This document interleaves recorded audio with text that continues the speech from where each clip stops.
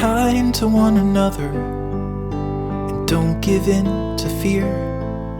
That's all that I am asking for Christmas time this year. We've had enough of fighting and dying in the streets. For Christmas I just want a little peace. Be blind to one another, the differences are small. We all have got a cross to bear, we all have got our faults. For once when we're affronted, can we turn the other cheek? For Christmas I just want a little peace. And if the fates should bless us with a moment of reprieve, we all could stand together in the silence and just breathe. Rejoice for all the happiness, mourn for all the grief. It's all that I am asking for this lonely Christmas Eve.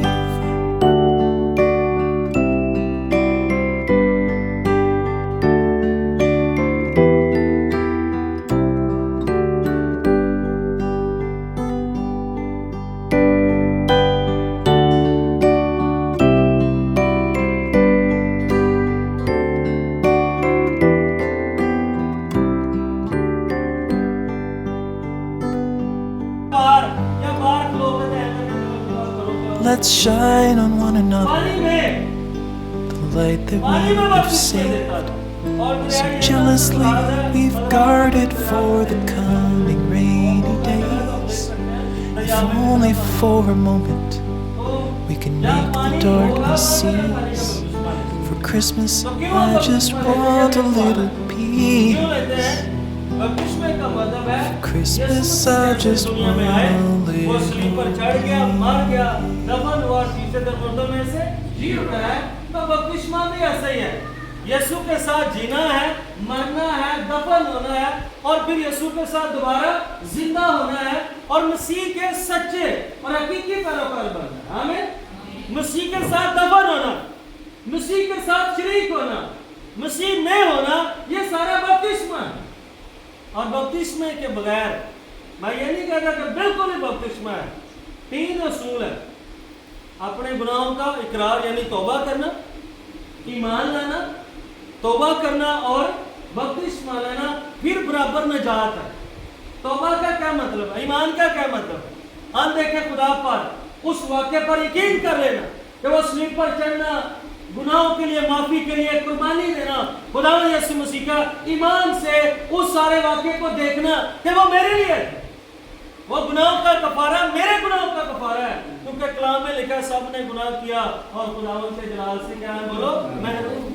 मेरे गुनाह हम सब के गुनाह यीशु पर ला देंगे, ये ईमान लाना है। और तौबा क्या है? 3 बातें तौबा में, एहसासे गुनाह, इकरारे गुनाह और तर्के गुनाह बराबर तौबा। ये 3 चीजें जब हमारी जिंदगी में आती हैं, ईमान लाते हैं, फिर हम गुनाह का एहसास, उसका इकरार और जब उसको तर्क करते हैं, देन हम पानी का बपतिस्मा लेते हैं तो हम निजात पा जाते हैं। आमीन। निजात का भी 3 मामला है। कितने मामला है? 3। पहला निजात, ये नहीं कि बपतिस्मा ले ले तो निजात मिल गई तो खत्म, जो मर्जी गुनाह करो, नहीं, गलत है। निजात मिली है। दूसरा मतलब निजात पा रहे हैं जब तक मौत नहीं आती। तीसरा मतलब जब हम निजात पा जाते हैं, जब हम खुदा के पास चले जाते हैं। आमीन। निजात पानी है।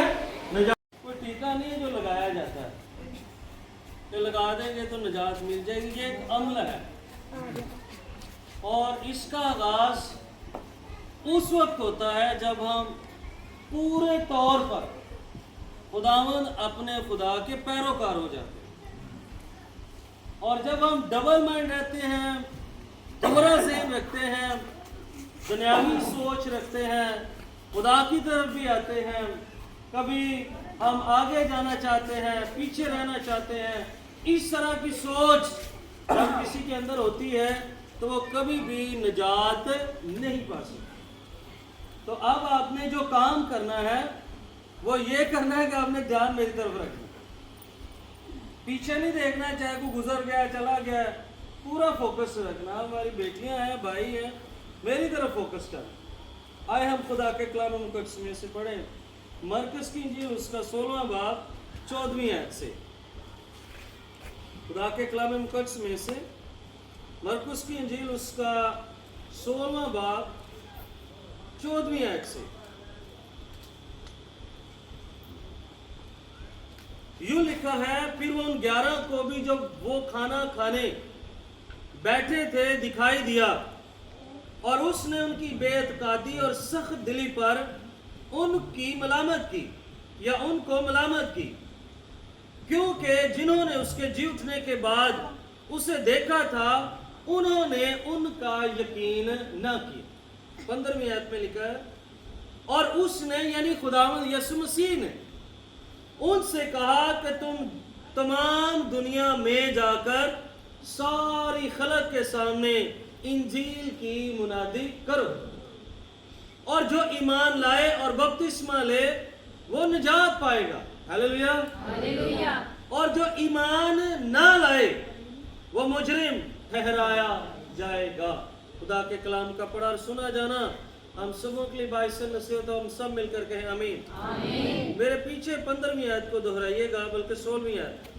जो ईमान लाए, ऊंची आवाज से, जो ईमान लाए और बपतिस्मा ले वो निजात पाएगा, और जो ईमान ना लाए वो मुजरिम ठहराया जाएगा।